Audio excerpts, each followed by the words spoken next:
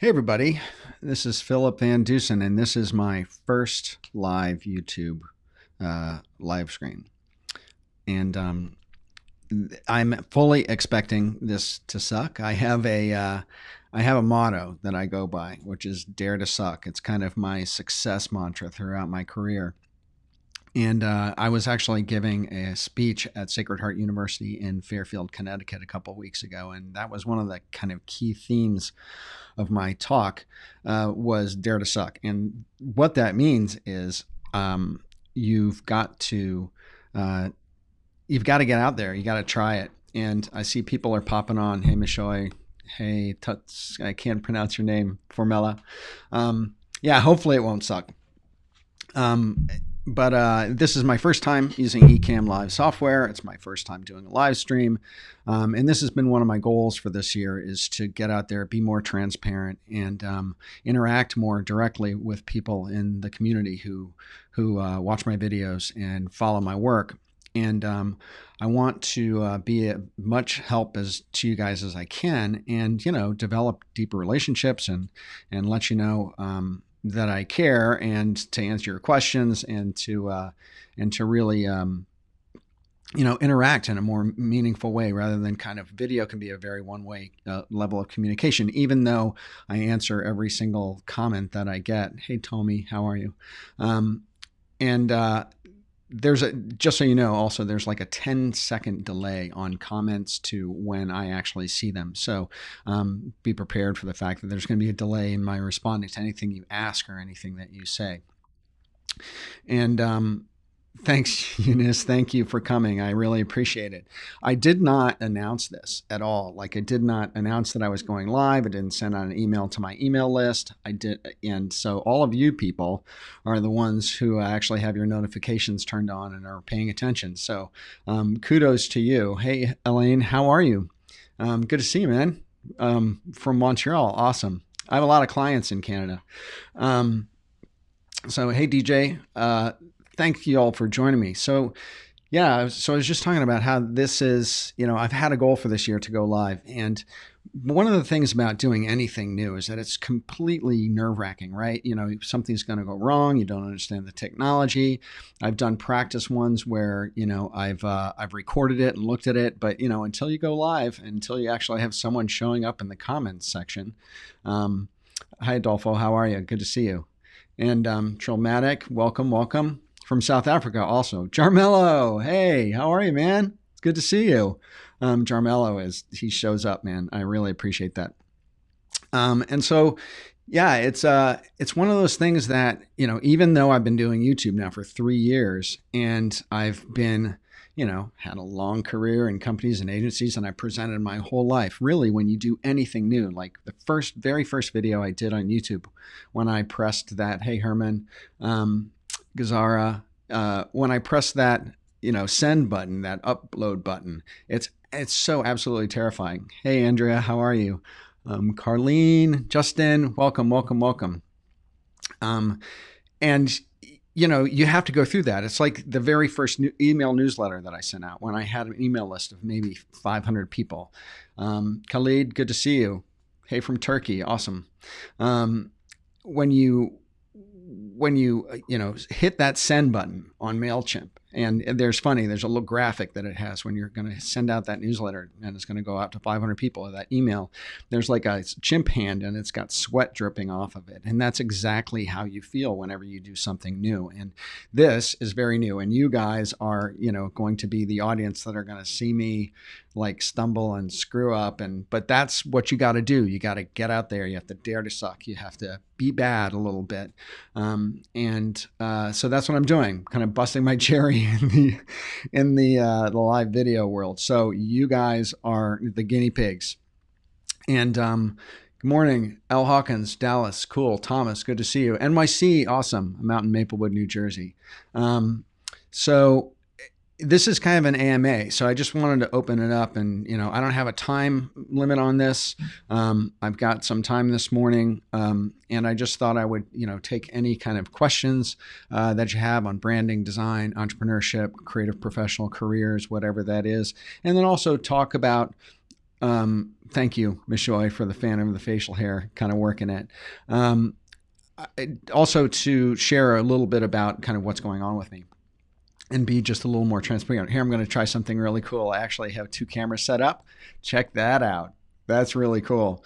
So I just actually got a Logitech Brio camera, which is a higher resolution camera. That's the one that's actually sitting right here on my desk. And then I have an older Logitech 920C, which is up on a little stand. So I can actually switch back and forth between camera views, which is really awesome. How cool is that, right? A guy named Period. His name is Period. That's just the period symbol. Hello, human from Earth. Cool. Awesome. Join us, the rest of us here on Earth. So I just wanted, like I said, I wanted to be a little more transparent and interact more directly with you guys. And also to encourage you, if you haven't, to go to my website. And it's philipvandusen.com. If you want to go direct to the sign up, it's /MUSE, MUSE. The name of my newsletter is Brand Muse, and I put it out every 2 weeks. Sometimes I miss a week, and if I have too much client work or I have too much stuff going on. Justin asked a question. I have a hard time deciding on final drafts. I have a brand and a company name that's very open to different interpretations. So I'll just segue right into his question, then I'll come back to what I was talking about. But to finish up, if you guys haven't signed up for my newsletter, it only comes out every 2 weeks. I don't spam people. I'm going to increase my communication just a little bit more just so I can make it more conversational. And I'm going to start to offer courses. Hopefully at the end of the year, I'm going to be publishing a book at the beginning of next year. When I go live, I'm going to let people that I'm going live much farther in advance than this, which was no notice at all. So if you sign up for that, you're going to get access to additional resources, exclusive content, and much more news that's more direct coming from me. And so if you haven't done that, if you haven't signed up, I would definitely recommend that you do. And so I'm going to scroll back up, and Justin's hard time deciding on final drafts. I have a brand and a company name that's very different, open to different interpretations. So Justin, what I recommend is get as many opinions on what you're going to be doing, if it's for you or if it's for a client, as possible. You want to try to develop a network. And if you don't have a network, join a community on Facebook or on a mastermind community or something like that. There are some great Facebook groups around logos or design, and just put it out to them and post it and say, what do you guys think? Getting as many opinions as possible is really, really important. Justin says, I know you say to keep it simple and reinforce your brand, but how do I make this easier? If you mean in terms of things being open to interpretation, everything is open to interpretation, right? All design is, all imagery is, color is, design can be very subjective. But by the same token, there are some things in design which are universal truths. There are certain things that color does, certain emotions that color brings out, that are universal truths. There are also, sorry, I'm having to put through a lot of these comments coming in very fast. Paul X, Mariana, welcome you guys. One of the things you'll notice is, as any creative is, I'm a little ADD. I have a little hard time kind of paying attention when a lot of different things are going on. In fact, when I work, I definitely can't write when I have music going on that's got lyrics in it. I generally have to listen to, instrumental music when I'm working. So doing something like this, where I'm talking on a subject, I have a list of things I want to talk about, but also you guys are hitting me up with questions, which is what I want. And I also want to respond to the questions, and I have to read them while I'm talking. That's a lot for this creative brain to deal with. So this is going to be a learning experience for me and for you. Hosea says hi from Michigan. That's awesome. I grew up in Detroit, in Bloomfield Hills. So Michigan's awesome. Also used to summer a lot in Traverse City up in the north. So good to see you here. And Michael, oh, cool. Good to see you too, man. Adolfo, Thomas.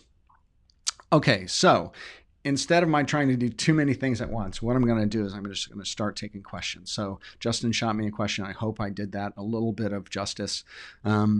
And if anyone else has a question about branding, design, entrepreneurship, something that you're struggling with in your personal brand or with your clients or with your creative business, or if you're an entrepreneur and you have a business, if there's something that you want my point of view on, I'm perfectly happy and open to offering that up. Otherwise, if no questions come in, I'll just continue to pontificate. And for the people who just joined, I have to show again my super fancy software that I can switch cameras. How cool is that? I'm sorry, I can't get over the fact that I've got like studio control over multiple cameras in my office.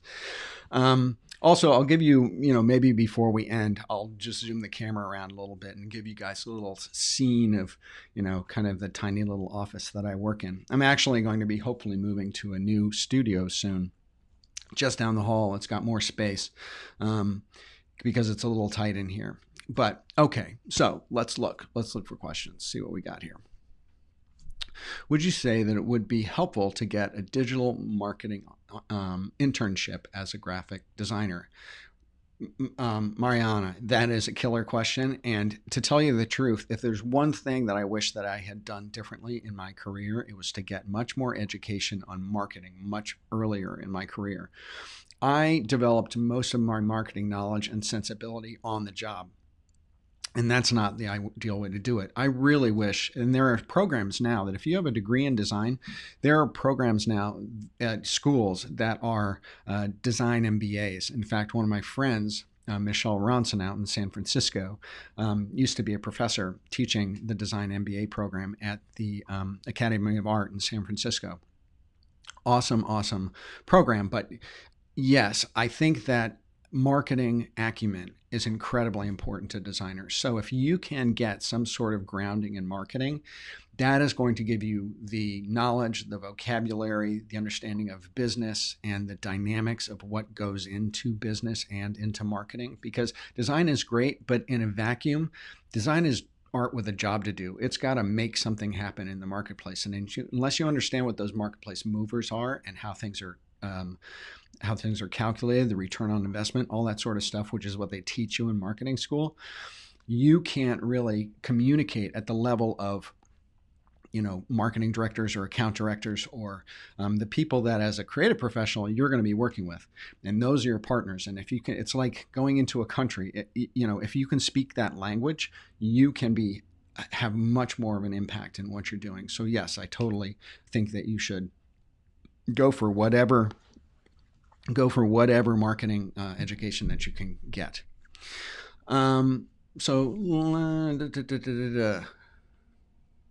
Okay. Let's see what we got here. Any other questions? What would you say is the best balance between, sorry, something jumped. What would you say is the best balance between originality and current trends? One, great question. I don't, a couple of the most popular videos I've ever done have been trend videos. And so I had a lot of experience in researching trend, reporting trend through my career in the fashion industry and afterwards in global agencies, doing trend reports for major corporations. Trend is really important in terms of keeping up on what is going on out there. Actually, Jamello, you gave me a great idea. If you're going to post a question, post question in all caps so I can see it when I scroll back into it. And Jamello, I'll try to come back to your question. The comments are scrolling really quickly. So let me do this and maybe it'll hold it there.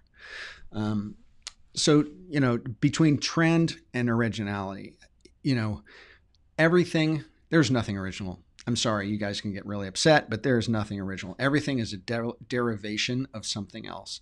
And trend, people think that trend is, when you're reporting trend, it's somehow you have a crystal ball and you're looking into the future. You're not looking into the future. What trends are movements in design that have gained enough usage that they're recognizable as actually being a trend. And then you can see what they are, and then you can either choose to piggyback on that, or take that idea, that creative concept, and translate it into your own way, or internalize it, or make it somehow different for your particular clients, for your particular aesthetic, before what you like.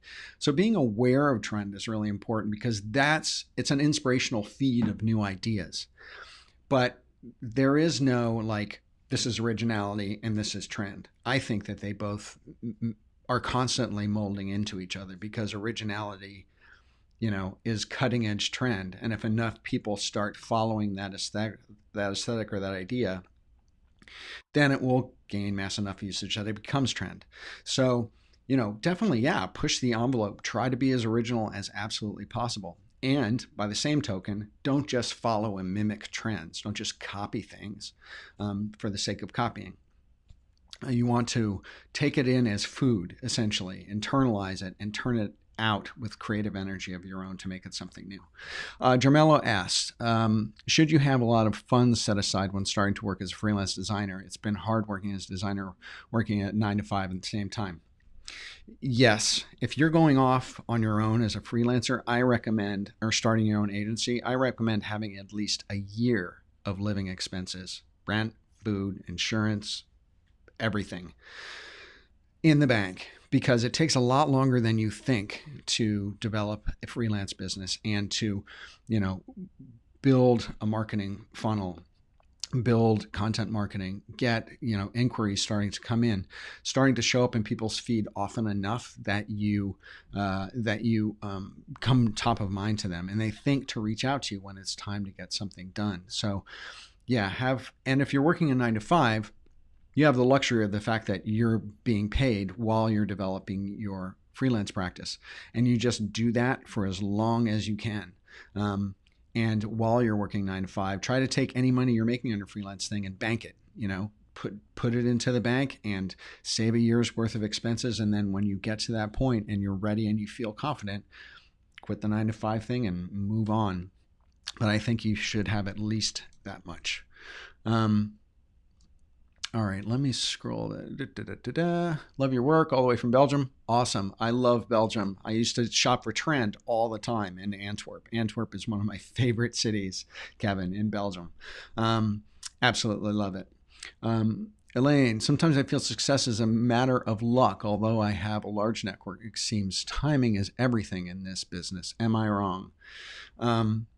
Timing is important. What do you want me to say? I mean, absolutely it is. But I also believe that it's not all luck. It's really, there is, a level of Horatio Algier. You do the hard work, you show up, you continue to deliver value when you're not even seeing results from it, when it's crickets. I got to tell you, when I started my YouTube channel, it took me a year and a half to get 3,000 subscribers. I mean, I was putting out videos and beating the drum and showing up and getting, 100 views on videos. And that's hard. You got to put in the legwork. You got to do the work. And eventually, if you do it right and learn enough as you're going along, the results are going to come. So I don't think it's all luck.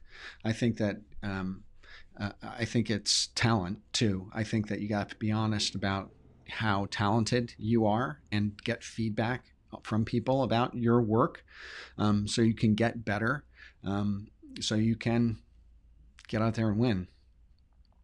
What is your epic mustache beard routine? Lots of love from Poland.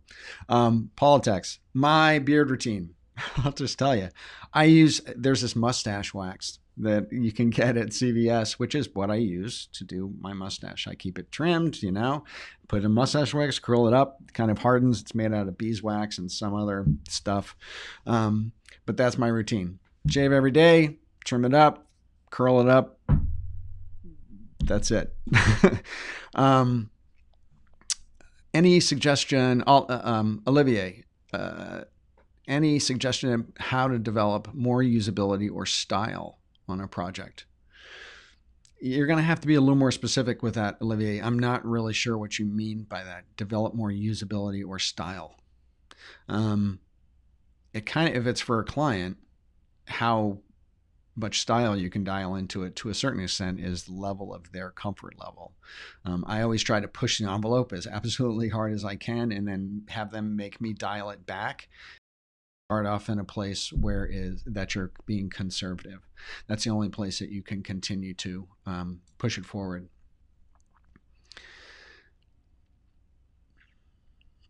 Kari, I've been designing for a while. How do I break into a different kind of design? I do a lot of print marketing material. I would like to do more infographic and work and book cover and magazine design.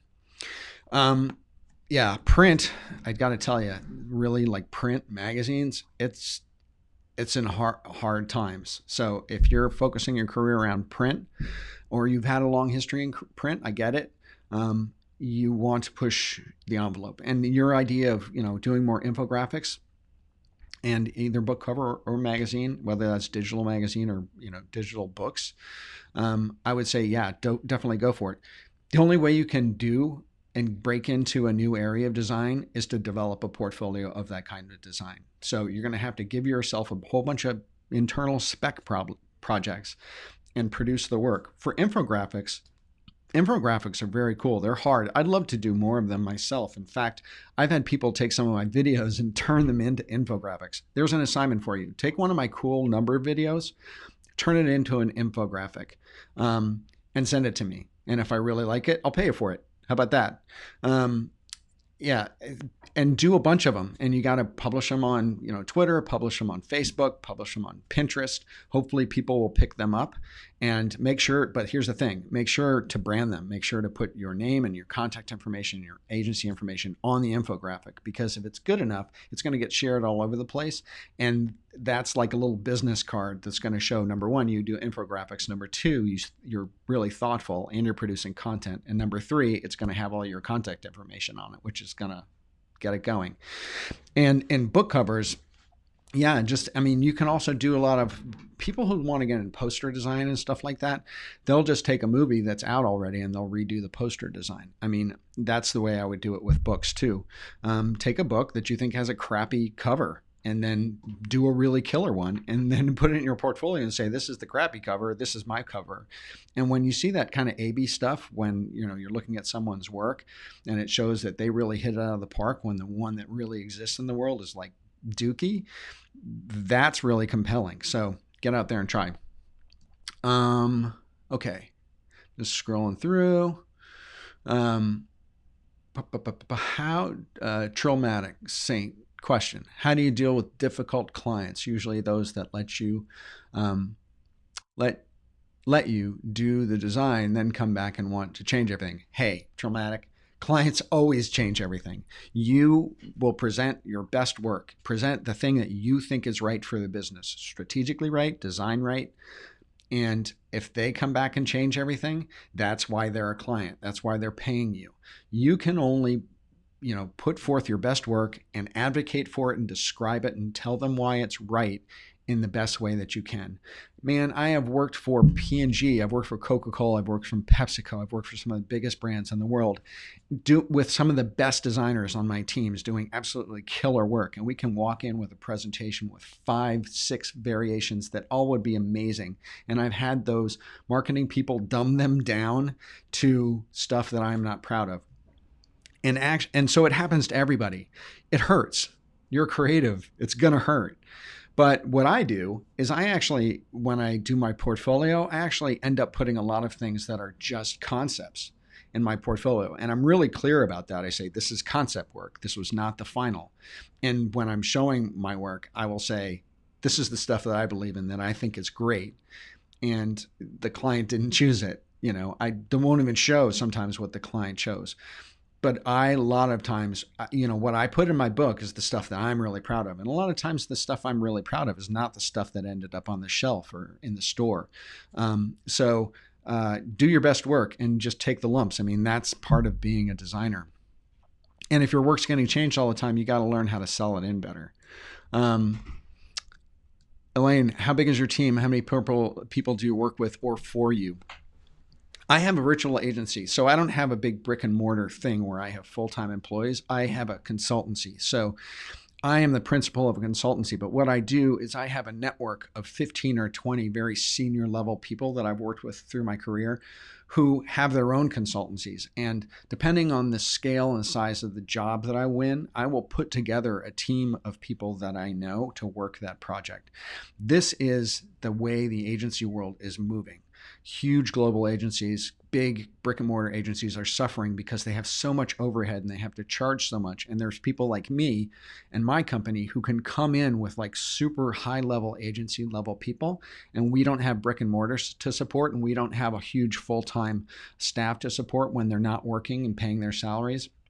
So we can deliver global agency level work in half the time, and half the cost. And so a lot of companies are starting to use agencies like mine. So I don't have full-time employees. I have partners. I run a partnership. So I hope that answers your question. Justin asks, question, I'm creating an original chemistry educational mini-series, content marketing. Cool. To microsale additional learning materials. My brand is Magician Archetype. Magenta, gold, and white. Magenta, gold, and white for a magician archetype makes total sense. Yeah, I mean, all you have to do is like look at color theory charts, and that makes total sense. I love the fact that it's an original chemistry educational miniseries, and that it's kind of that you've chosen a magician archetype. I think that alignment is really awesome. Okay, sorry. Questions keep popping in. I'm just kind of keep trying to catch up. What happens is in Ecamm software is the questions come in, but if I scroll, it'll stop so I can continue to look at that question. But then a whole bunch of new ones come in and I don't see them until I scroll down. So if I'm not responding right away, you'll have to forgive me. There's a whole much more people here than I thought were ever going to be here for a live stream that was not announced. And a lot of people are asking questions. So I will get us to as many as I can. And I just thank you all for engaging and being here on my first one. This is awesome. And I'm going to play with my camera again. So, hey, there's the side shot. Isn't that so cool? Sorry, I'm going to leave it on this for a second. You can look at the side of my head for a while. Here's another question. At what extent do you think that static illustration will be overcome by animations? Juan, that's a really good question, and I've actually done a bunch of videos on that. In my last 2018 trend video, there was a whole couple sections. One was on moving email, so the use of GIFs in email, and the other one was Moto logos, which was moving logos. And because so much is going to video, because so much is 80% of web traffic in the next few years is going to be video. Everything is starting to move. Everything is becoming media. I don't think static design will ever go away, but I think that, in terms of illustration, if you're talking about being an illustrator, like a editorial illustrator, there's always going to be still static artwork that's going to go along with, infographics or written content or magazine content or whatever that is. But if you can somehow learn that extra level of being able to animate, some of your work in some interesting way, that's going to give you that unicorn skill. When I was last week when I was talking or a couple weeks ago when I was talking at Sacred Heart University in Fairfield, Connecticut, I gave a speech to a whole bunch of design university students. That was one of the things I talked about a lot was unicorn skills. How do we, as creative professionals, bring on some sort of skill set that will separate us and differentiate us from everybody else in our pack? And if you're an illustrator, an editorial illustrator or some sort of visual illustrator, works static stuff, adding on that level of understanding animation, how your things could be animated, or experimenting with learning some aspects of animation, it's going to do nothing but improve your business and improve your ability to sell more work.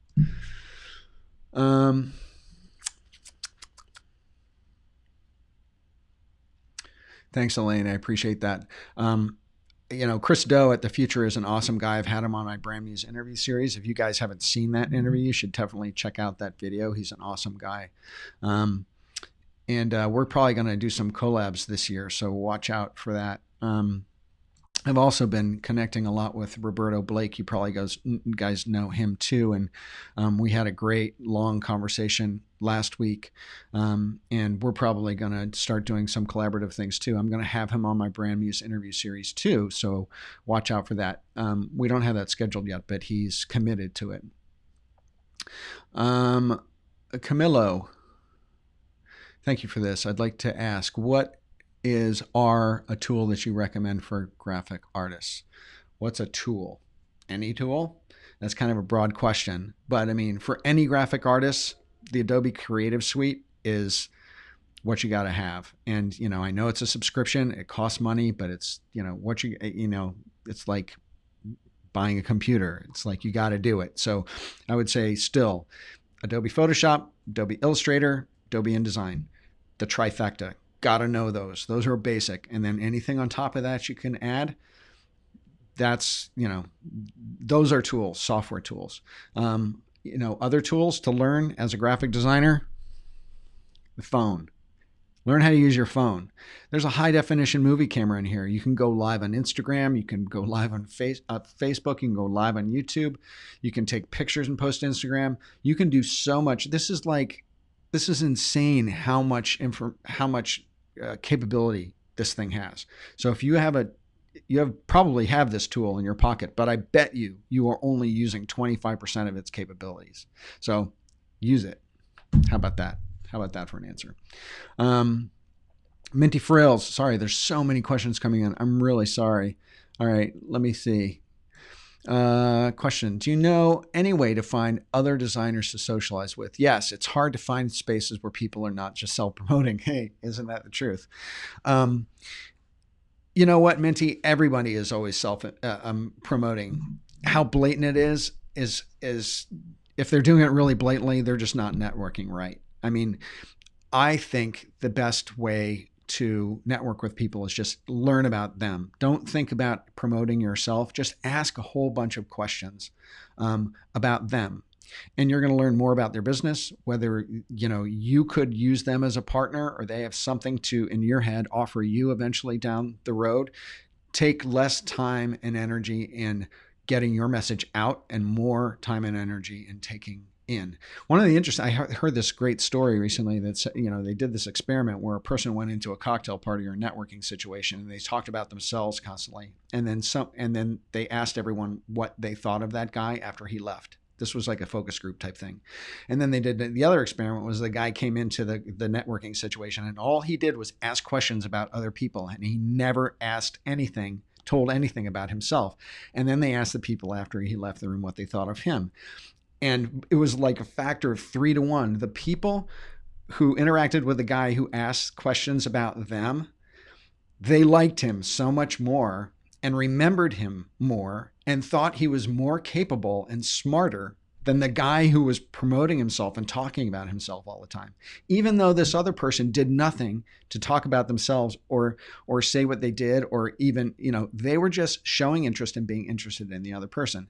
And that ingratiated him to them so dramatically. And I've actually found that to be true. So when I network, I ask questions, and if the person's so self-absorbed that they just talk about themselves all the time and they don't reciprocate in asking questions, then that's a real learning too, I'm not promoting Google. It just happens to be on the water bottle. Okay. Vasya asks, how did you build your confidence in pricing? How do you handle price objections? And there are so many questions coming in. I don't know how long ago that question came in, Vasya, even if you're still here, but I'm going to try to answer as many as I can. Confidence in pricing. I've had a really long career and I've done great work and I have great things in my portfolio. But you also have to know, so I know what I'm worth. You also have to know what the marketplace will bear. So it's a delicate balance between what you can charge because of your credentials and then what you can charge the type of business you're going after, whether that's entrepreneurs or small to medium-sized business or large corporations. When it comes to pricing, I price on the fact of the size of the business, their annual revenue, and what the work is going to do to affect their business. And Chris Do in the future actually has done a really cool long video on this, and I've done some videos on pricing too.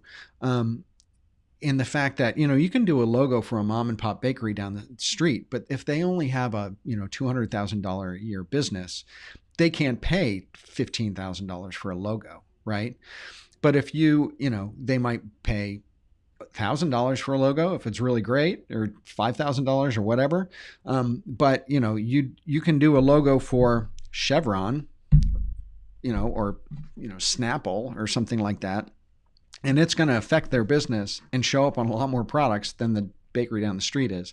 And it's also going to be a lot harder to do the presentation and sell that logo into a company like Snapple. It's going to take a lot more travel. It's going to take a lot more meetings, interactions, all that sort of stuff. And the logo is going to have more impact on their business. So you can charge Snapple $150,000 to develop a brand identity system or more, right? So it all depends on the size of the client, your credentials, capability, and what the marketplace will bear. How did I develop my confidence? My confidence has just come from, decades of doing it. How do you, Jagoda asks, how do you organize and stay motivated to do personal projects portfolio while working full-time in a toxic workplace? The motivations comes from working in a toxic workplace. Toxic workplaces are everywhere. And what I would say is,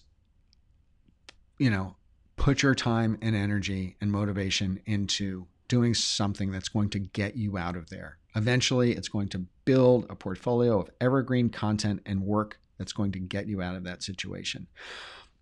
But I would also say, as toxic as any workplace is, there is good to be had there. You should make as many network connections of people that you like and trust there as possible, and stay in touch with them. Get out, take them to lunch, take them to coffee, develop a personal relationship with them. Because when you leave that toxic workplace, over time, what's going to happen is those people are going to get a job somewhere else. 2 years from now, those account people, those designers you work for, those strategists, those production people are going to work in a different agency or a different company. Excuse me. And your next job is going to come through one of those people. This is one of the things that I didn't know, and I shared in the speech that I gave recently that so many designers don't know, is that networking and staying in touch and developing good relationships with people cross-divisionally in the company or agency that you work for are so important, because those are the people who are going to get your resume, your portfolio onto the desk of the hiring manager at a company that you want to get into later. And because everyone knows, and if you don't know this out in the world,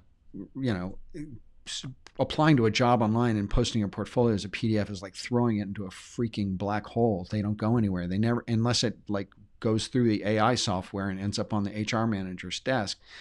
You're never going to get a job through the internet that way. You can only get jobs through connections and getting your resume on the desk that you that of the hiring manager, and that goes through being able to email someone and say, can you get my resume, my portfolio onto the desk of the HR person, on the desk of the creative director, and that only comes from people.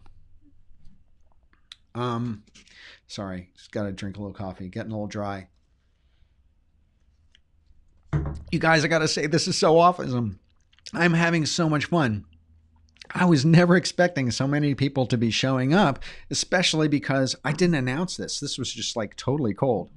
All right. So, Midhun was here. Hey, man, I'm an experienced person. How much Procreate software, role, and graphic design? Procreate is a painting program. I love it. I've used it quite a bit just for personal illustration and sketching and stuff like that. It's amazing that they have like such a high level painting and drawing program available for I don't remember what it was, like $25 or something as an app for my iPad. God, freaking amazing, amazing software. If you don't have it, it's a $25 incredibly well spent. But how much is it used in the industry? It's for editorial illustration, cartoon illustration, book illustration, stuff like that. Yes. Is it going to, perk up some hiring managers' attention that Procreate? Probably not, unless he's looking for an illustrator. Hope that answers your question. Sorry. Mariana, question. Graduated in May last year, but I doubted myself and haven't applied to graphic design jobs. Do I have a chance to get a job? Yeah, absolutely. Or do I need to do self projects to prove my self-worth? Mariana, you have to have a killer portfolio, period, full stop. And you have to have a portfolio and the type of work that you want to do. So when you show your book, digitally or in person, you want to show work, which is the kind of work that you want to do. So if you want to do packaging, have a portfolio full of packaging. If you want to do, beauty products, have a bunch of beauty products. If you want to do websites, have a portfolio full of website work. It's never too late. It's never too late. I don't know how many of you know a lot about me or have listened to my kind of life story videos, but I didn't even get into design until I was 33 years old. I was a fine artist and a professor up until that. And then I had this amazingly long graphic design and marketing career. And so it's never too late, Yeah, you graduated in May. Oh my God, get out there, do your portfolio, kick it. But here's what I would say, and this is to what I was saying just a few minutes ago, which is get out and go to some conferences, make the investment. It's going to cost some money, but there's also stuff that you can do free locally in the city or town that you're in. Get out and network, because that's where the jobs are going to come from, both freelance jobs and or jobs. Just applying to things online, like I said, is really, really tough. You're going to have to know someone there.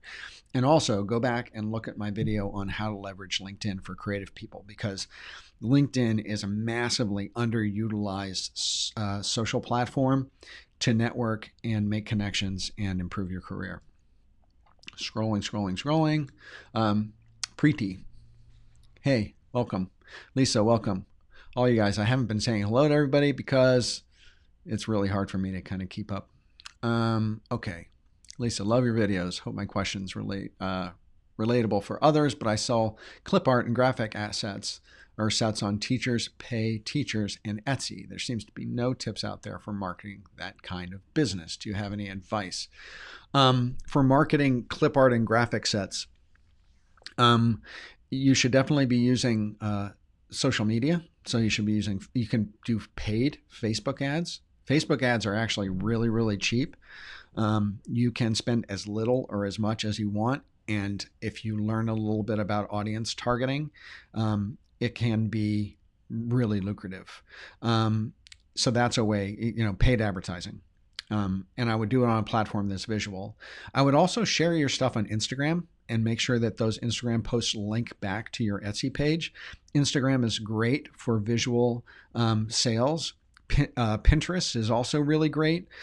So you're going to have to put some of your clip art and graphic sets and, the art themselves, maybe some videos of you actually creating them, generate some interest in it, but you're going to have to post them on those platforms and then make sure that they link back to your sales page. Another thing to do is to not only get it out there and in people's feed regularly, but offer some deals, 50% off for 24 hours, time limits and urgency really, really works. So offer a deal, a 2-for-1 pack or buy one, get one free or whatever that is. Give it a timestamp. So try that. I'm going to switch cameras so you can guys look at the side of my head again, just because it's fun. Minty, you asked a question before, so I'm going to see if I can see if there's anyone.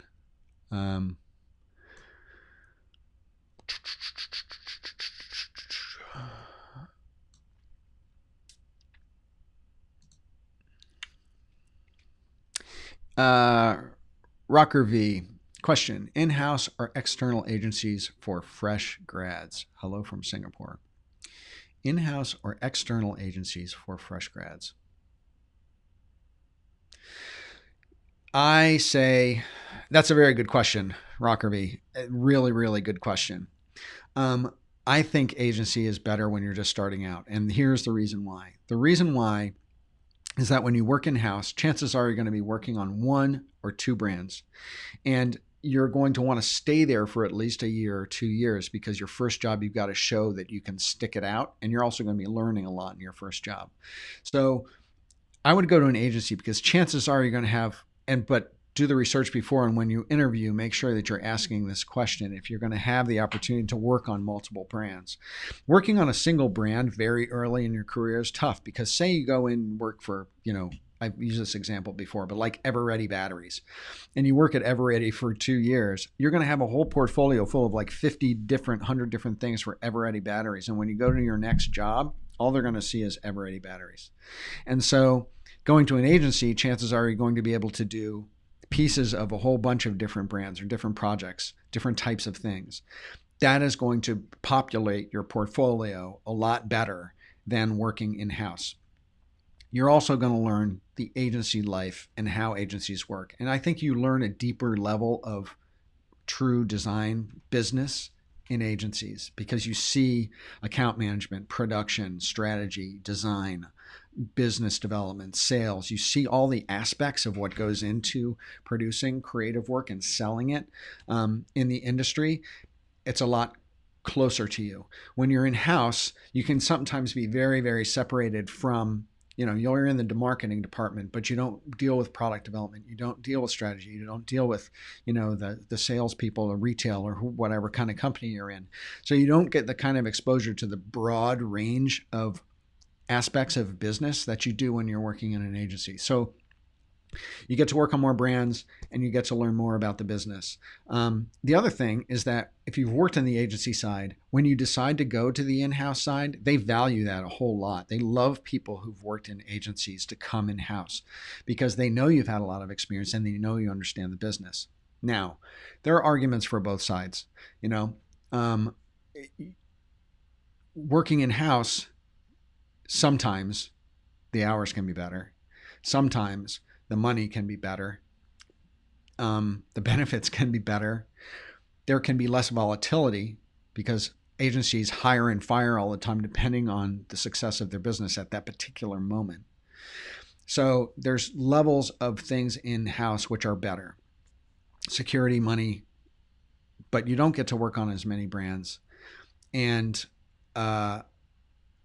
so, early in your career, I say agency. Now, one more thing I'm going to point out there is that early in your career, I actually think that what's even better than that is working in a temp agency.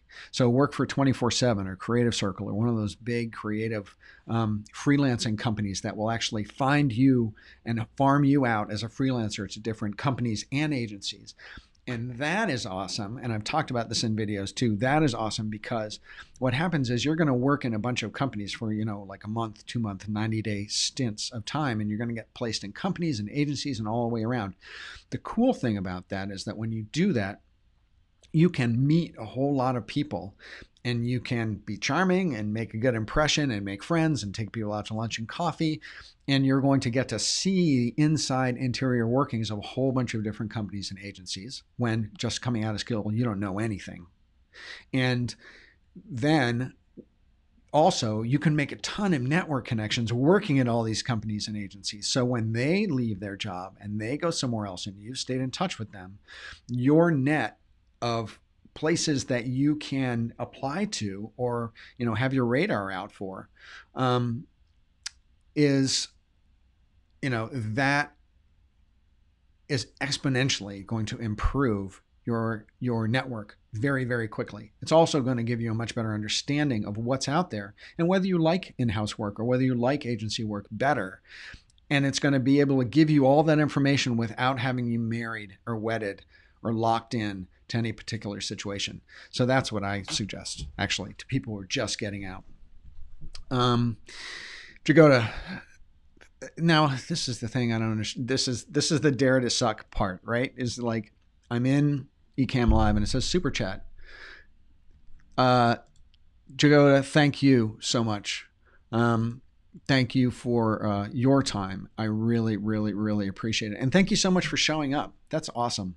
And if you haven't joined my newsletter, please do, because I'm going to start doing more personal things and more exclusive content things through my mailing list. And here's the other thing, and I talk about this all the time. It's like YouTube could change their stuff at any moment. They could dump my channel. They could just have a whim. Someone could press a button and Philip VanDusen's channel goes poof. I mean, it happens. And if that happens, I'm going to have no way to contact or communicate with you unless you're on my mailing list. So please join it. I won't spam you.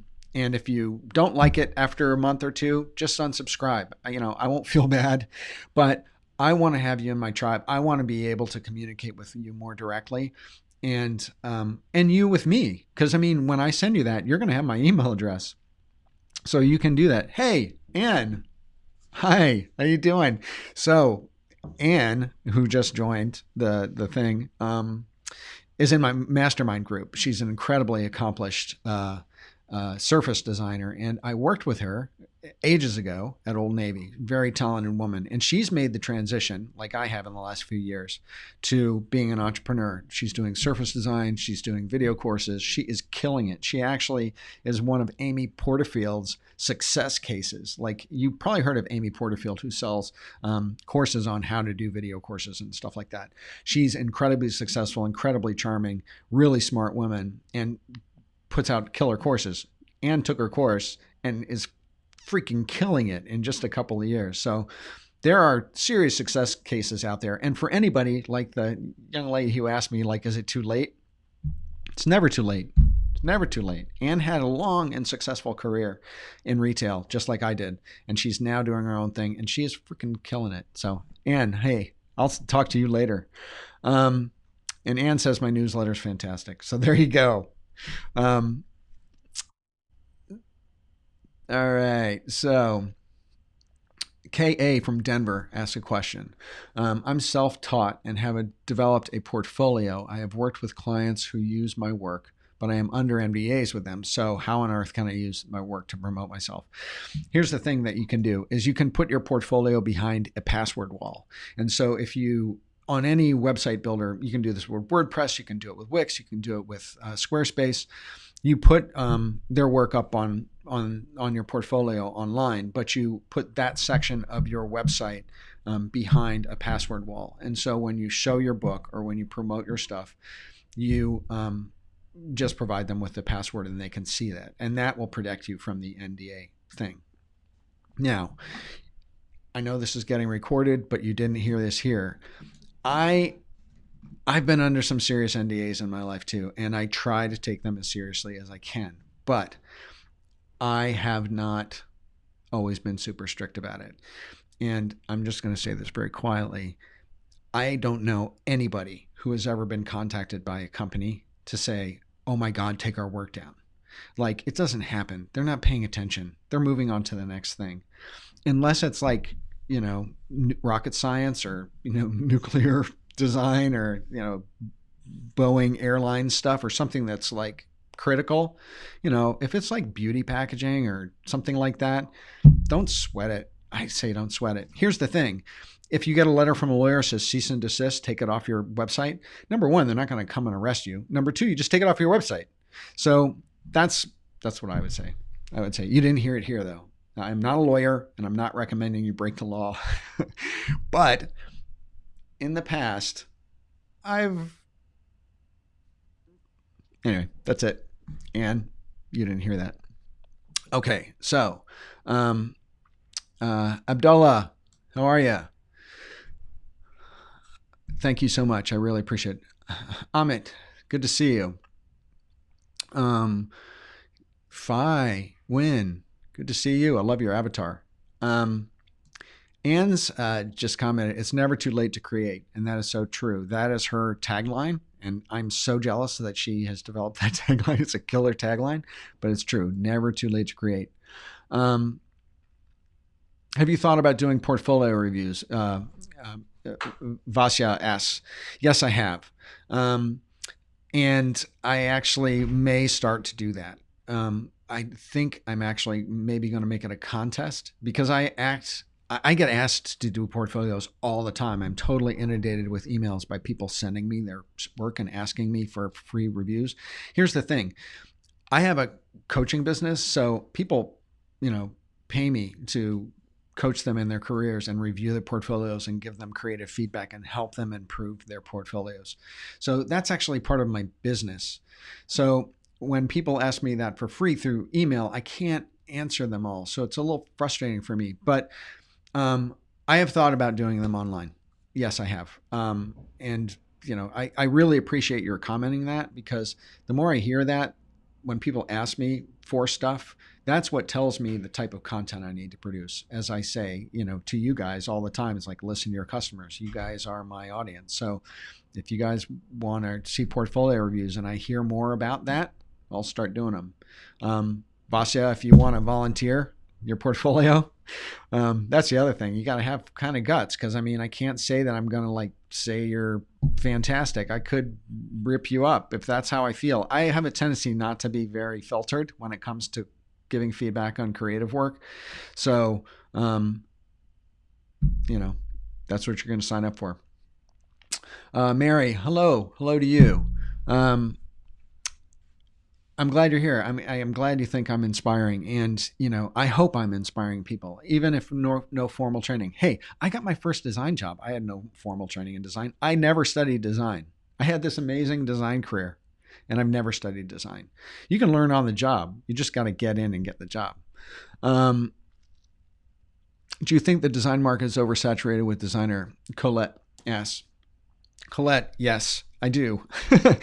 But here's the thing. It's not oversaturated in the United States or in the EU. It's oversaturated in the rest of the world. I'm going to share a stat that I shared at the speech that I gave recently, which is that this year, China graduated more designers from design school than exist in the United States in total.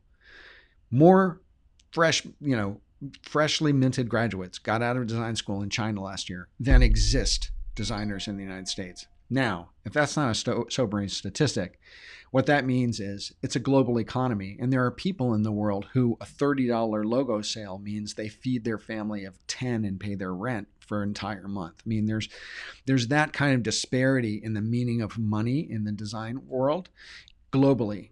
And so that's why I'm always talking about the fact that you got to up your game. You have to add skill sets. You have to add a higher level of thinking. You have to deliver stuff that's just beyond a logo or just beyond an illustration. You have to take it to the next level, because it is saturated. The other part of it, I'm not going to say saturated. There's opportunity. There's always opportunity. But you just have to really take it on yourself to up your skill set and up your level and continue learning and continue being inspired all the time. The other thing is that, in our phones, there is, you can get Photoshop and Illustrator and just about anything in your phone. And so everyone in the world considers themselves to be a professional photographer, videographer, and illustrator. And so the encroachment of amateurs is concerning. But that's why you really have to up your game and move into much more of a kind of a strategic level of work in the industry. Okay. I'm going to scroll down a little bit. Mary,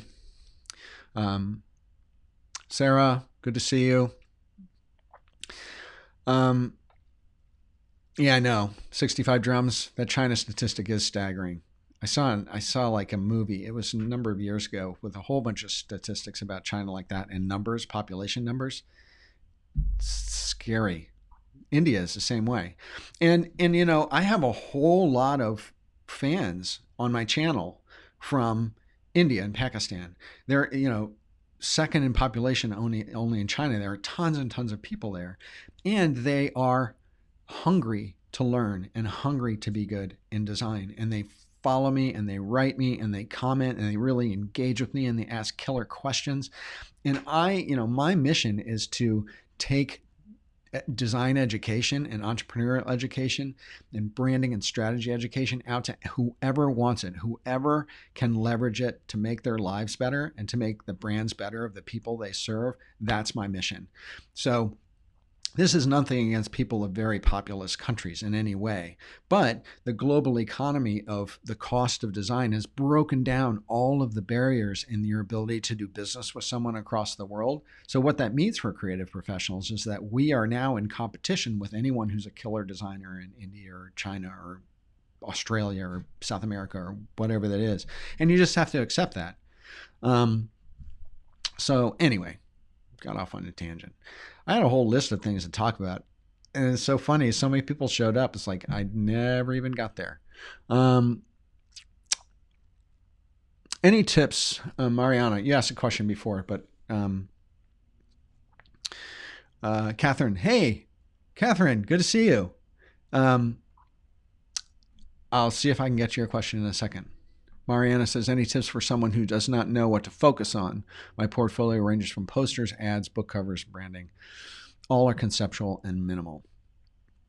When you're just starting out, and I think you said you were just starting out, don't sweat it.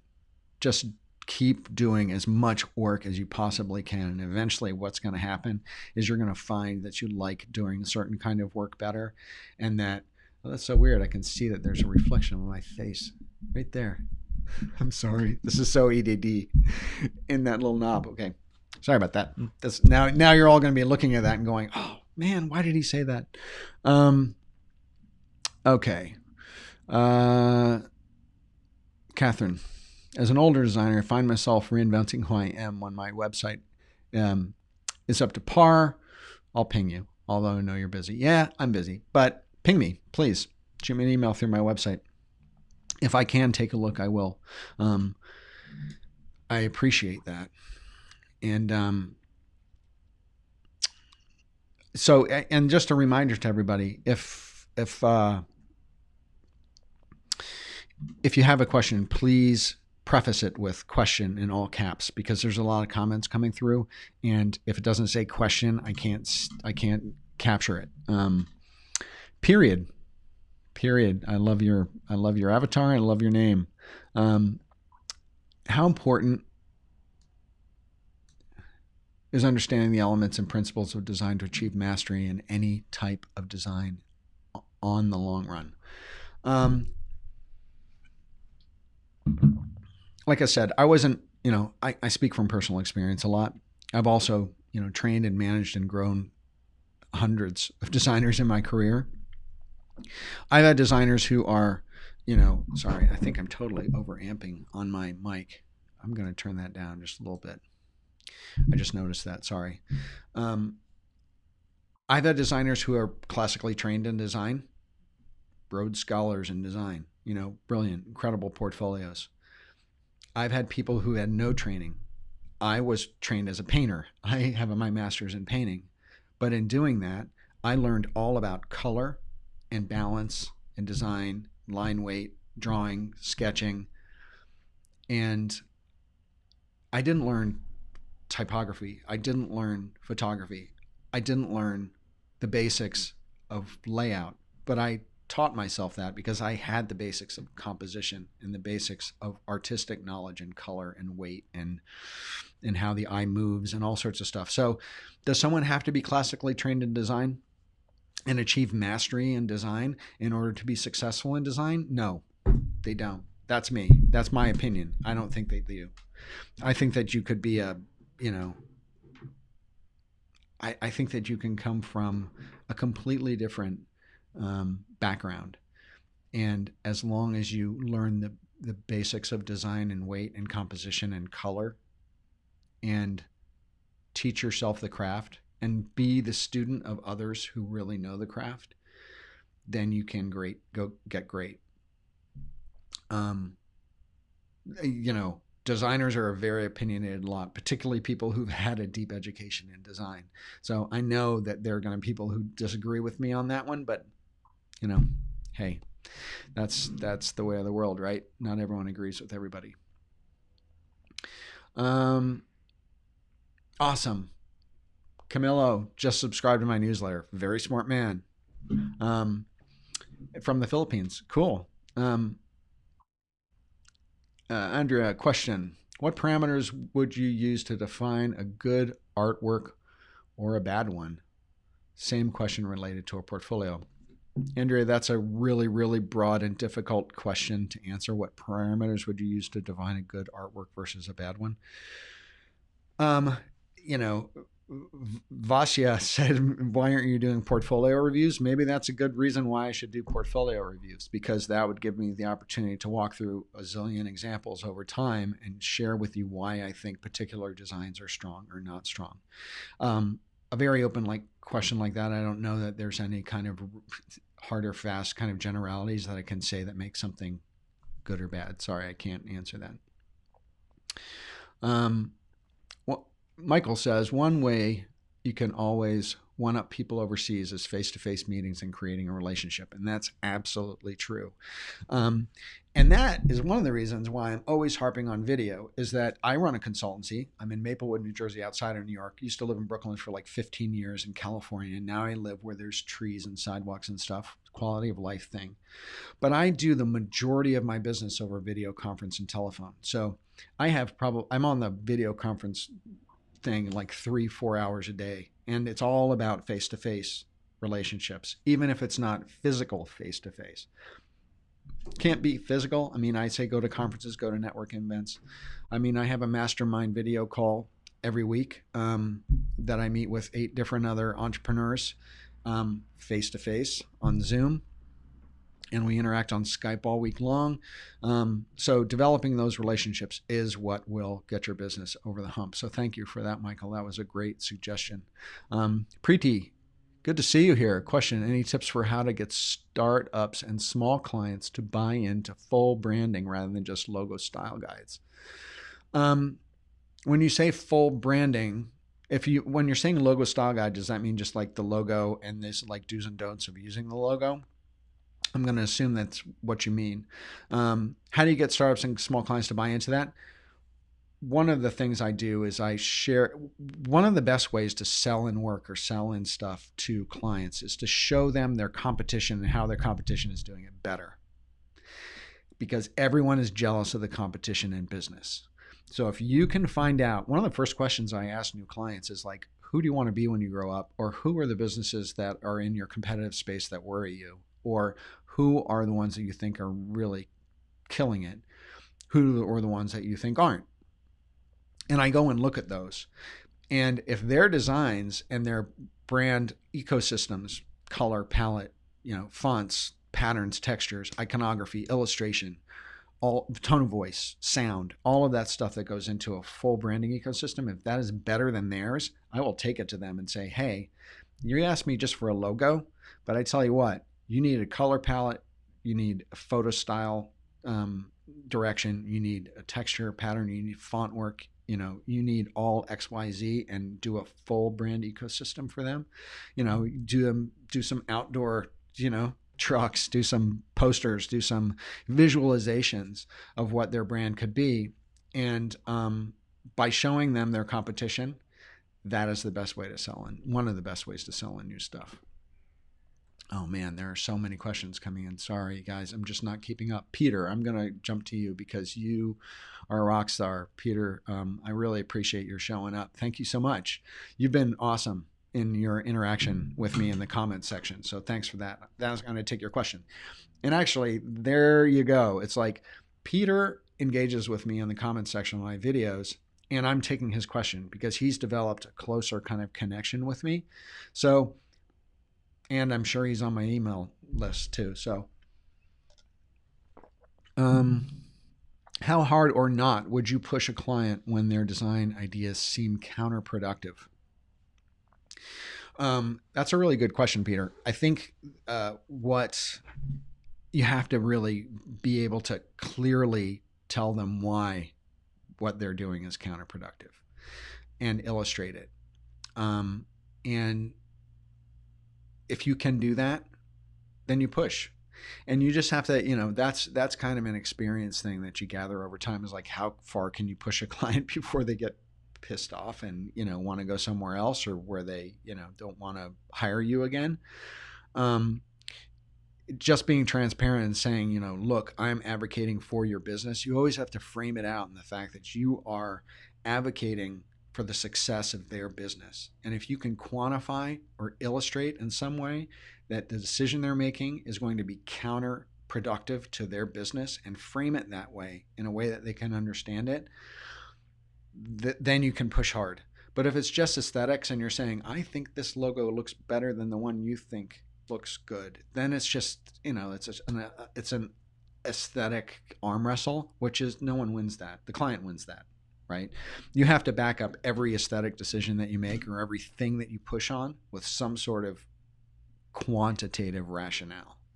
So anyway, okay, there's that. Peter, so good to see you, man. Abdullah says, how do you develop your style when the company you work for has a different taste of style? You do it outside of work, period. End of story.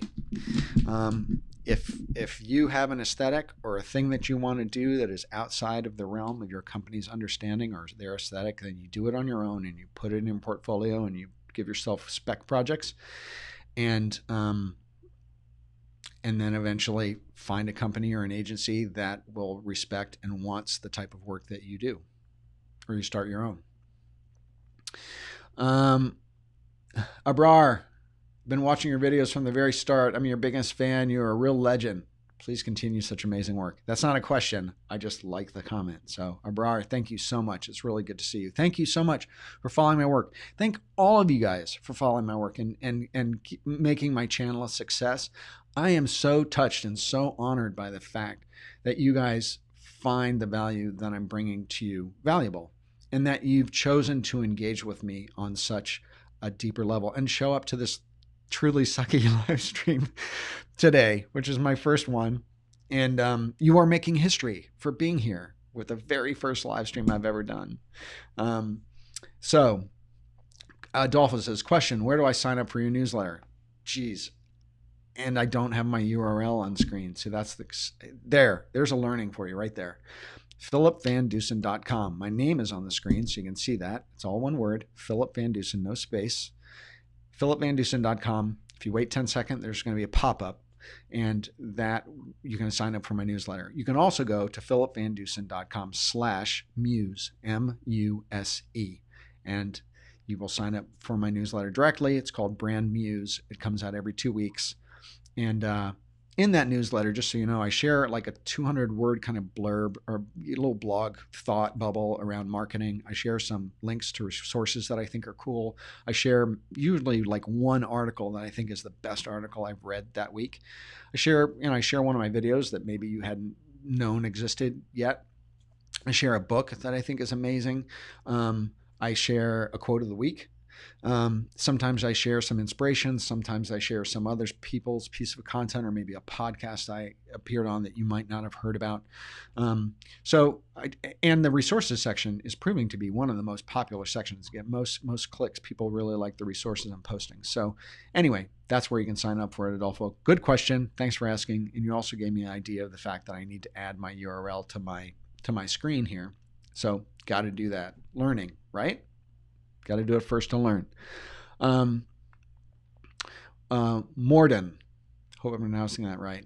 Question, how would I as a student find a mentor? As an ex-chef, I'm not used to mostly teaching myself with no on-the-job training. I feel like I may be picking up bad work habits without realizing.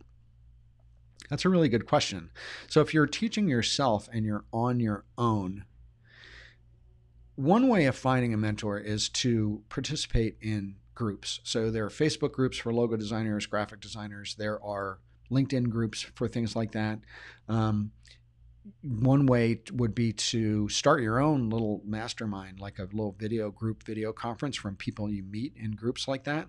Or if you go to conferences and meet a bunch of people, find someone whose work that you really like or respect. And here's the thing. You can't just ask them to be a mentor. You have to give them value first. And that's a message to everyone who's on this live stream too. I get asked to be a mentor to people a lot. But number one, I only mentor a few people and I'm kind of full. Number two is you can't just ask for something with nothing in return, right? So if you're going to ask someone to be a mentor, the first thing you have to do is you have to tell them you really respect them. And then you have to show them value. You have to send them stuff, great articles, great content. call them with news. You have to engage with it, develop a back and forth level of conversation with them so they learn who you are as a person and see value in engaging with you. Most of my mentors, some of my best mentors have been people who have managed me in jobs or agencies in my career, most of whom, all of whom, I still know and communicate with and I'm very close to. And I also now participate in a mastermind group with 8 other entrepreneurs at my level, and they act as my mentors. We all mentor each other. So I hope that helps a little bit.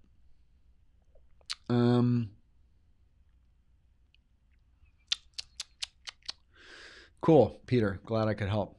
Michael, Garrett, good to see you. Tea Time. Watched a video at college. Been subscribed since then. Cool. Awesome. That's great. Elaine said, what would be the best way to reach remote potential clients and start doing business outside of my bubble? LinkedIn and Facebook ads and going to conferences. And here's the thing, don't go to just conferences that are just like design and marketing conferences. If you want to do work in a particular industry, real estate, extreme sports, food, any industry, there are conferences and trade shows for those industries that happen all the time, all over the country. And go to them and take a bunch of business cards, maybe a pamphlet, maybe your portfolio on an iPad. Go and meet the types of companies that you want to work for, that you want to do work for, and start getting your resume and your materials out there and shaking their hands and being physically present with them. You can also do that virtually on LinkedIn, but I think that if there's an industry you want to get into and do work for potential clients, you want to get out and really see the range of people in that industry, because you'll learn a whole lot about what's trending in the industry, what the industry's like, who's great, who's not great. And so you got to go interact with the clients. So that's my suggestion there. Why is one of the posters behind you with cosmetics lined up vertically, posters above it? That's because, I don't know, is it? It is. It's a trick of light. Oh, sorry. It's horizontally. Probably because there you go. I fixed it. That's because they're on foam core and they're set up so they can actually slide. So what happens is I may have hit it when I got up from my desk. I do it like that, foam core, like really easy hanging. They're actually not even attached. I just pop them off because I like to change stuff visually in my office all the time. So I put things up in a very temporary way. I'm going to show my camera over there and show you something a little bit of my office. So like over there, you'll see that in the background of some of my videos, that clipboard wall. And they're just clear clipboards. I've done that through my whole career in almost every office I've ever been in. And that way I can pull tear sheets out of magazines or print stuff out that I think online that I'm really inspired by. And then I just stick it in the clipboard and change it and hang it on the wall. So that way I can change imagery in my office all the time. It's one of the ways that I stay inspired. And I also, look at imagery voraciously online and physically and in IRL, in the real world, right? So there's that. I'm starting to lose my voice. I was not expecting to be on this long, like at all. But you guys I'm having so much fun here. So I'm just like going for it. My very first live stream. Let's make it a marathon. Let's go on for like 5 hours. Anyway, this is cool. I'm not going to be able to stay on for that much longer, but I'll try to answer a few more questions. Sorry, I actually blocked out almost all day so I could work on projects, and now I'm doing this. But, hey, I'm having a blast. Great channel, Mr. VanDusen. Mr. VanDusen, I love that. Why don't you make a video tutorial for some design tricks and tips, especially with logos? Tony, I don't really do tutorials. There are a lot of people on YouTube who do tutorials, and that's just not my thing. Maybe someday, but right now I operate on I hate to say it, but a more strategic level most of the time as a business consultant and a strategic branding consultant. I do design work, logo work, website work, brand identity work. But I don't really teach it. And my interest is in taking people to a next level above just doing design. And that's why. That's kind of where my head is. Maybe someday I will, but there's so many people who do like great tutorial stuff on actual, the doing of graphic design on YouTube, and it's just not my focus. Preeti asked a question. How do you cope with difficult clients who just don't listen to your professional advice and they think they know best? I say, wow, thanks for sharing. Here's my bill. No, really. It's like, all you can do is advocate the absolute best that you can for your work in the smartest way you can, showing quantitative examples of why you're advocating for what you think is right for them. But when it comes right down to it, you can't convince anybody, and you can just do the best that you can. And yeah, some clients are just really difficult. Some clients, to be honest with you, are just really disappointing. Like, you think that they really want to do something groundbreaking or innovative or compete and stand out from the crowd and differentiate themselves.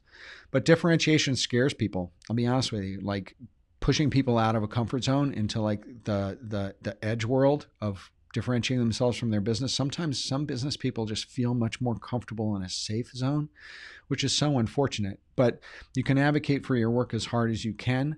But if they think they know best and you can't convince them, then you say, thank you very much. And you get paid. And you move on to a client who might be able to appreciate you more. Any tips for writing? Lauren, thank you for your question. Any tips for writing a cover letter? Thank you so much for being live for us today. Cover letters. Wow. Number one, keep them really short. Cover letters are, keep them really short. Try to stay away. Try to sound like a human being. Stay away from like stiff corporate speak. Let your creative personality come out in it without being wacky. And show that you know something about the company. This is the real key point. Do some research into the company that you're applying for, you're writing the letter to. Have a point of view around something that they're doing. Like, you saw an ad that they did on Facebook. You saw a post that they did on Twitter. You saw some television advertising that they did, something like that. And say, I was looking at this blah, blah, blah that you did on television, or the post that you did on Twitter that said X about X. And I think that whatever, or I think that, in order to compete with X competitor better, you might have wanted to focus on this, or I had an idea of something. Like, give them a point of view, show them that you're engaged and thinking creatively about their business from a creative business standpoint. If you do that, your cover letter is going to stand out way above everybody else's. Okay. So that's that. Jermello, cool. Awesome. Good to see you, man. Marcus asks, would you suggest to find a niche in his very early design years, or rather try to get as many different design experiences as possible first? I kind of answered this earlier in the thing, Marcus. I think getting as broad experience across a number of different clients and type of design as possible as you can early in your career is better, because it's going to build your portfolio broader, faster.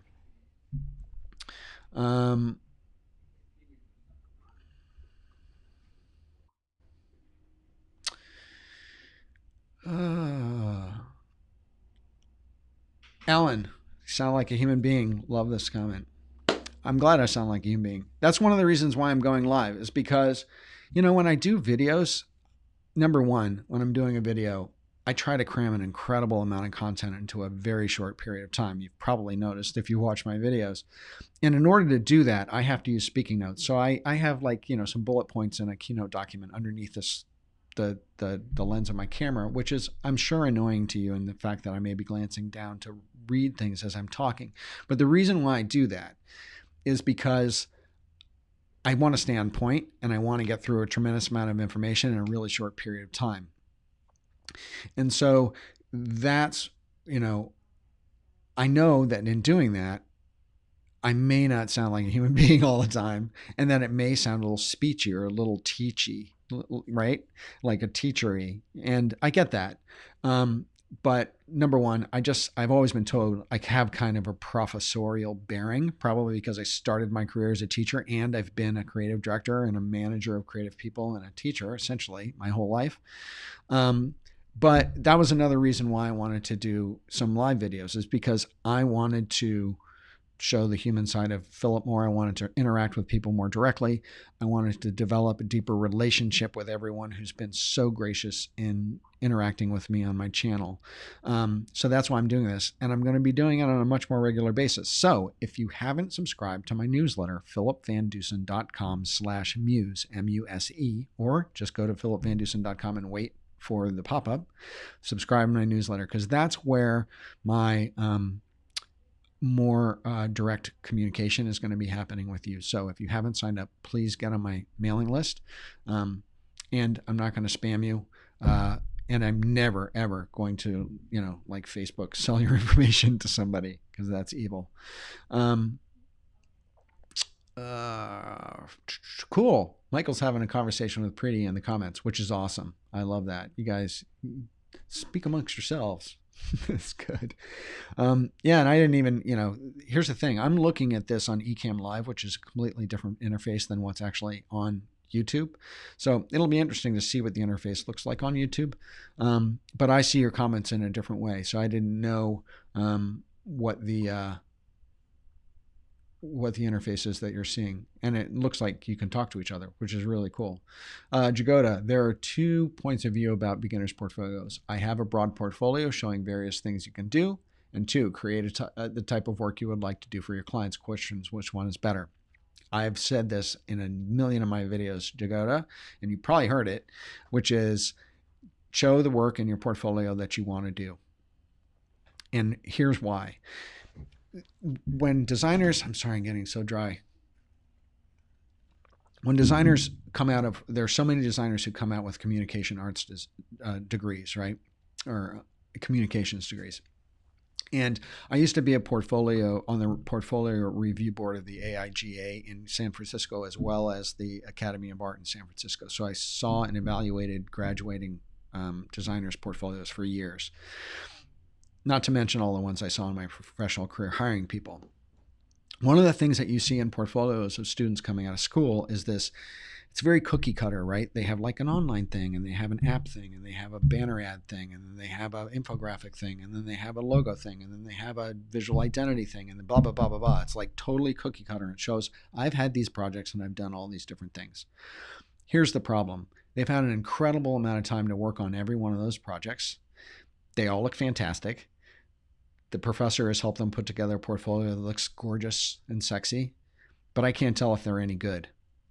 And it's so much more helpful to me to see a bunch of work that they've done on their own, self-directed projects, in a direction of what they want and are really passionate about, because then I can see exactly what they're good at and what they want to do. If you bring in a portfolio that's a smorgasbord to me, I don't know what you're good at or really what you want to do.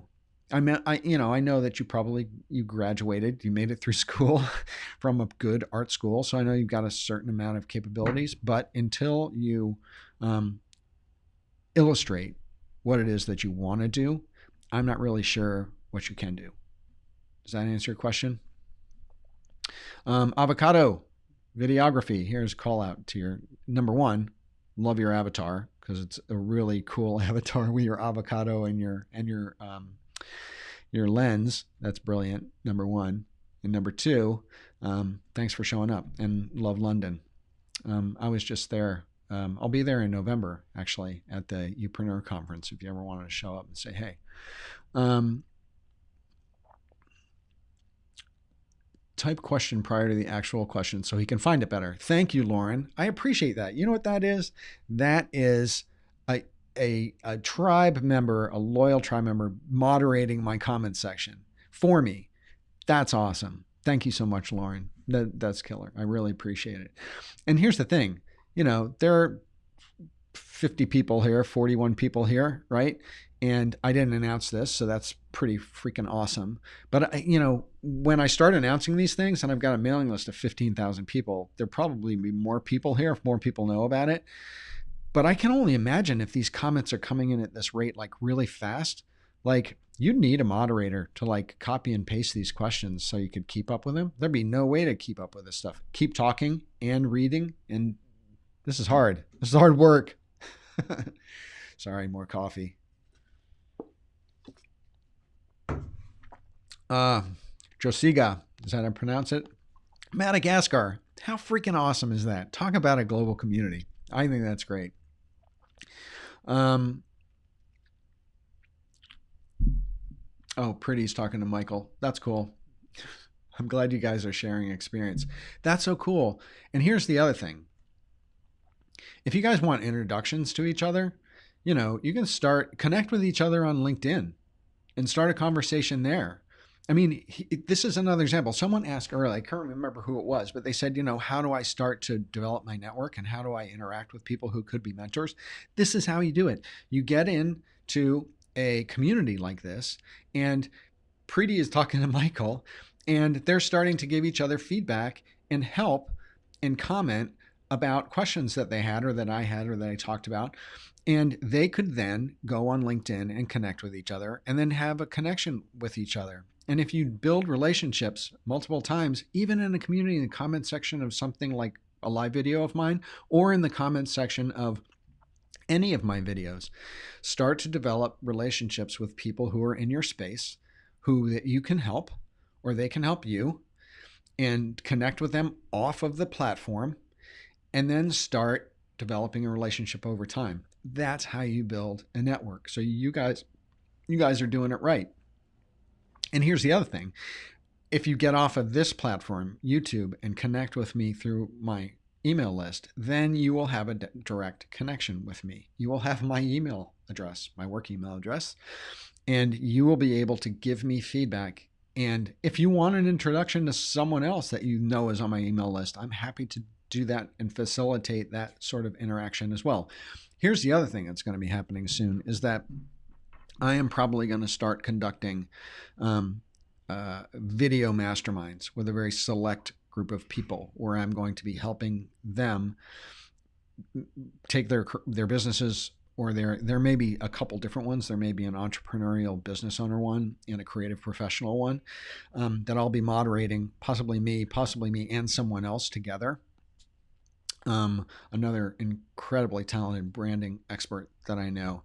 And it will be a paid mastermind. Won't be crazy expensive, but it'll probably happen once a week or once every 2 weeks, where you'll be able to interact with me on a much more direct level and get much more personalized attention. And you will also be able to interact and meet and know and build relationships with another group of people in the mastermind who will add to your experience, knowledge, etc., and add to your network outside of the mastermind. So it's a whole facilitation thing. Number one, it facilitates my giving you even better, more, deeper information, deeper knowledge, deeper personal attention, but also to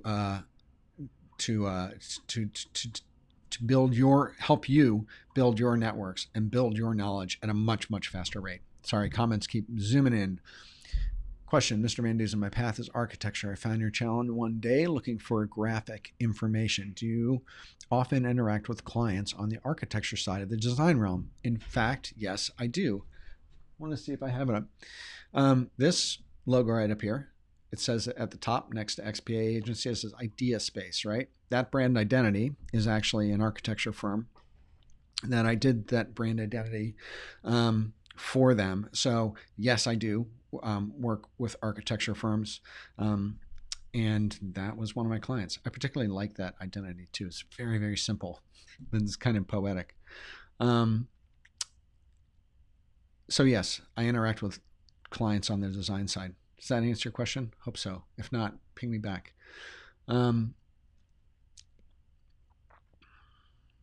Muhammad asks, Hello, Phil. Number one, Mohammed, if you have a question, put all caps in question. Sorry, Jamel, I'll come back to yours. What do you do if you got stuck and have no idea for designing? What's the best? Oh, by the way, best hug from Indonesia. Hug back. If you have no ideas, for me, you just go out and look for some inspiration. Look for something that inspires you. And here's the thing.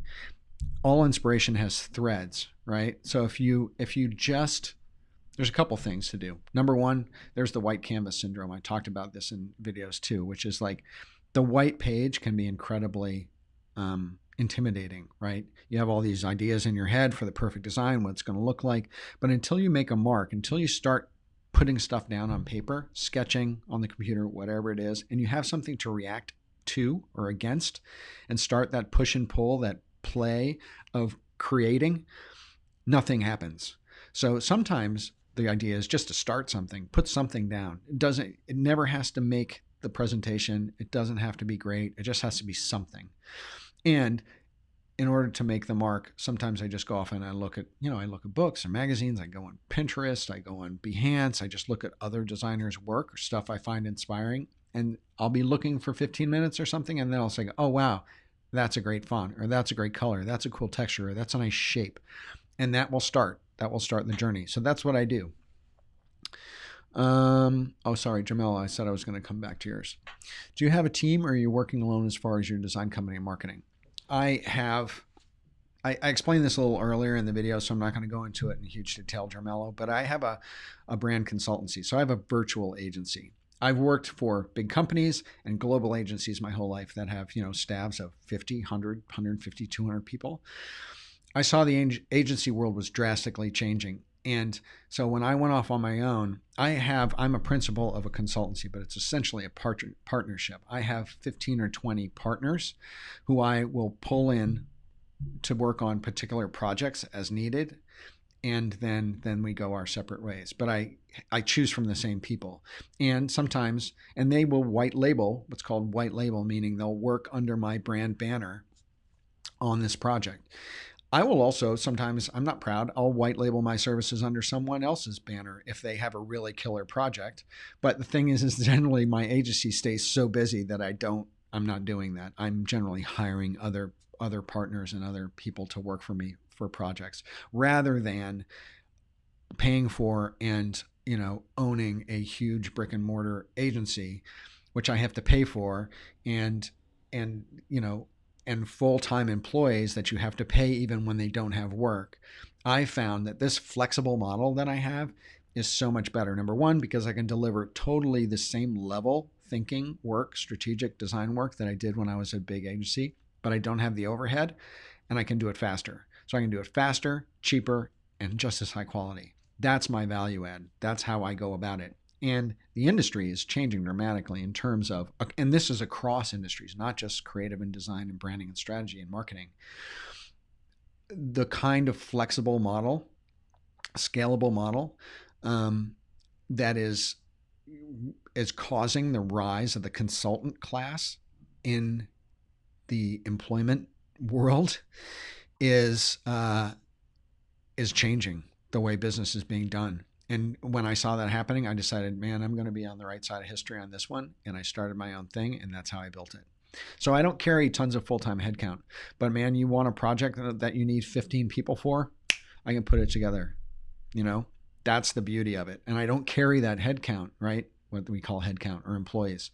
I don't carry that. I don't carry paying the rent on an office space that's 2,000 square feet with desks and computers and all that sort of stuff. But I can put together a team of 10 or 15 people to work a big project, and we'll all meet virtually, and we'll be all over the world, and we'll still deliver the work, and we'll do it in half the amount of time and half the amount of money because none of us are carrying that overhead. So that's how my model works. Hope that helps. Okay, sorry, there's tons of comments that have come in, so I'm going to scroll down. Stephen Davis. Oh, sorry. Everyone can see your name, I'm sure, right? Sorry, video on ageism. Would you advise a 50-plus-year-old move into this realm of discipline?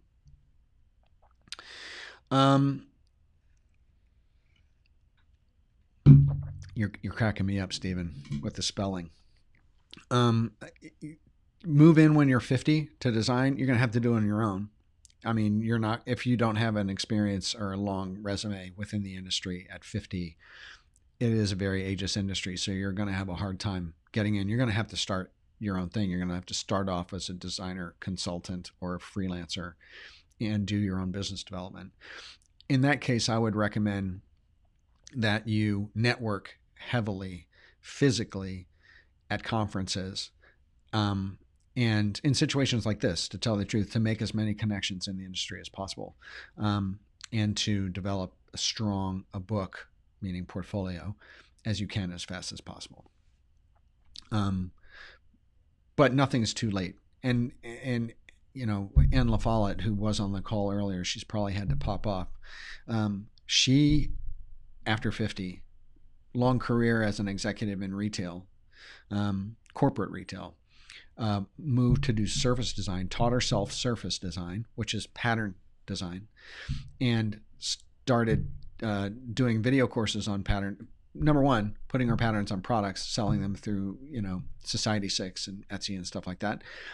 And then also started teaching it. So she's doing video courses teaching it. She's doing all sorts of email marketing and content development and stuff. She did all this after 50, and her business is killing it. So is it ever too late? No, it is never too late. Termello, glad, good. I'm glad I answered your question. And AVW, Verhaal is Afrikaans for story. I know that. It's also Dutch, and Dutch and Afrikaans are very obviously related. Yes, Verhaal means story in Dutch. And the reason why I called it Verhaal is that my family is Dutch. My family, and I'm, you know, you can go on my website. There's a little page about this on my website. But the VanDusen family came to the United States. My first ancestor, Abraham Peterson VanDusen, came to the United States in 1623. So before New Amsterdam was even New Amsterdam, and was on the Council of Seven, which is one of the first governing bodies in the New World. So my family goes way, way, way, way back in the United States. And so my history of entrepreneurship in the United States goes way back. And I wanted to call my agency Story, but Story is like taken like 50,000 times with other brands. So I found that Verhaal was a name for story in Dutch. Dutch is my heritage. So it made sense. And I think it's a beautiful looking word. The only problem is, and I'll just say this really quickly, is that it's not, people don't know how to pronounce it and they don't know how to spell it. So it's not intuitive. And I've actually been considering changing the name of my agency from Verhaal to something else because it's just difficult. As personally meaningful as it is to me, it's not, it doesn't telegraph very well. Can you add links for all the resources you mentioned in this live feed? Mary, I have, I'll have to go back and look at the video of the feed to figure what the resources are that I mentioned. Are there any in particular that you want? Because, hey, you know, if I learn how to use this interface, I could conceivably type it right into here. I don't know how to do that yet. Yeah, I do. I'll figure it out. So if there's something in particular you wanted to see, I could tell you the resource right here, or when this posts on YouTube, which it does, I'll put it down in the comments. Tammy, I went from my phone to the big screen. I'm officially in your class. That's so cool. Tammy, you're awesome. I've seen you around the comments. I really appreciate your opinion. Watching my videos so much. That really means a lot to me. You guys, it's almost like, I don't know, an hour and a half. My voice is actually starting to go, and I have a couple of video calls and a Brand Muse interview video to do today. So I might have to stop soon. But, Van Wyck, from South Africa, Van Wyck. That's so cool. Another Van. Josiah, what inspired you to become a designer? Do you have a favorite designer, artist you draw inspiration from? Go back and look at my life lessons video. I talk a lot about my career trajectory and how I came to being a designer in that. And it's not a very straight path, and it wasn't intentional, to tell you the truth. It came through my being a fine artist and teaching and putting my fine art on t-shirts, falling into the t-shirt industry, then into the fashion industry, then as a creative director, and then into marketing and branding and packaging and strategy and all that sort of stuff. So it wasn't actually, it was planful in terms of my taking advantage of opportunities as they came my way. But I didn't start off my career wanting to be a designer or a design executive. I started off my career wanting to be a fine artist and a teacher. And my career took me in places. Oh, the other thing is that another place you can hear that story really clearly is the Futures podcast with Chris Do. He just interviewed me for that podcast about a month ago. I don't know when it's going to be out, but it should be soon because it's been a while since we recorded it. But it's like an hour long, and it's and I tell my whole career story, and he is an amazing interviewer and was able to really bring out a lot of things in me. So check that out when it comes out. Subscribe to the Futures podcast. You heard it here. I also had Chris Do on my Brand MUSE interview series, video series, which is on my channel. So if you haven't seen my interview with Chris Do, you should definitely check that out because he's a super nice guy, and now we're buds. So that's another reason why you should do content, is because you can meet killer people and develop really awesome relationships.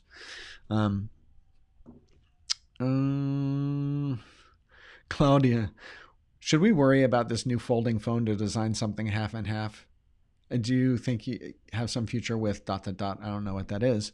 The Ape Show loves Chris Do. So do I.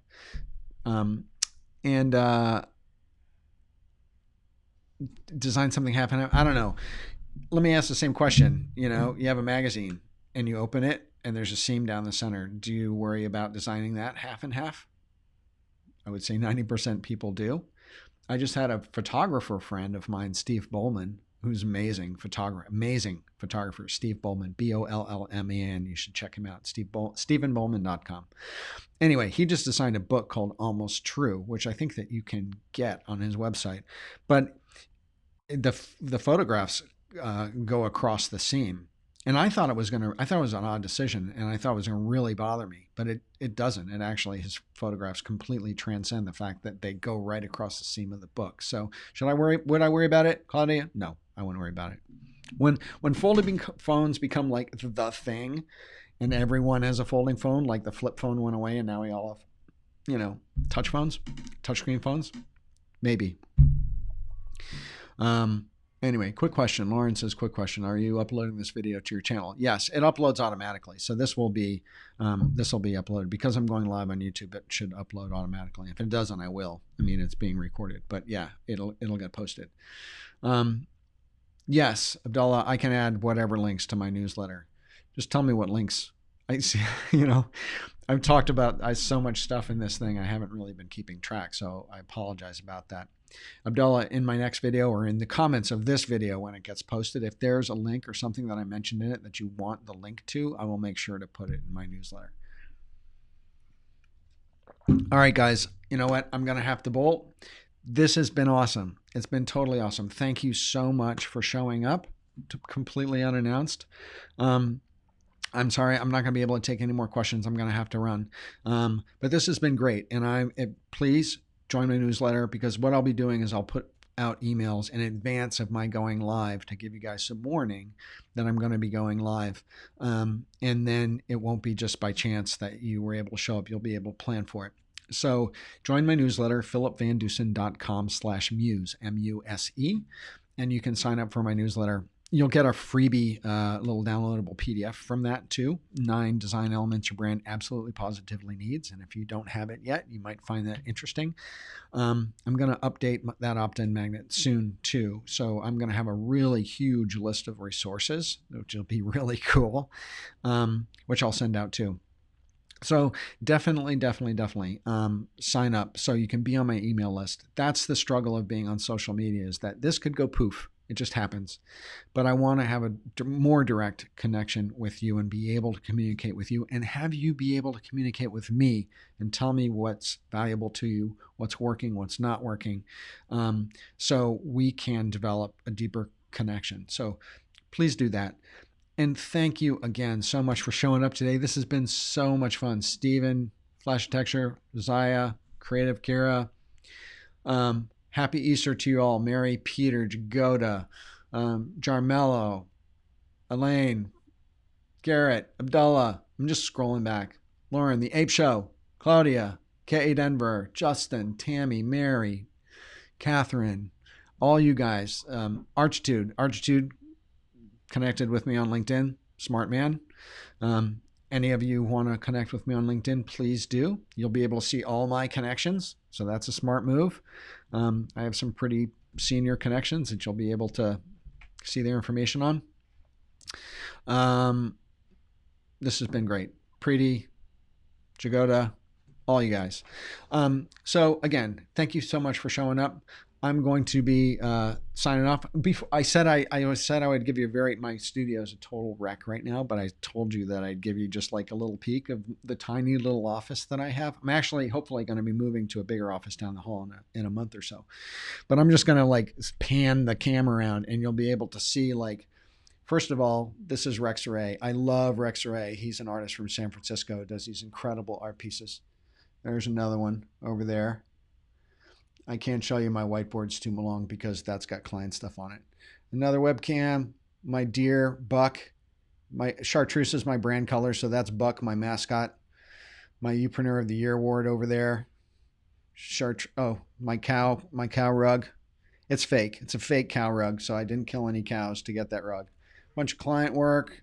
Sorry, my whiteboard, can't show that. Lights, all that sort of stuff. You know, it's a small office. It's like 9 by 10. And my next office is going to be a bit bigger, so I'll have more room to video.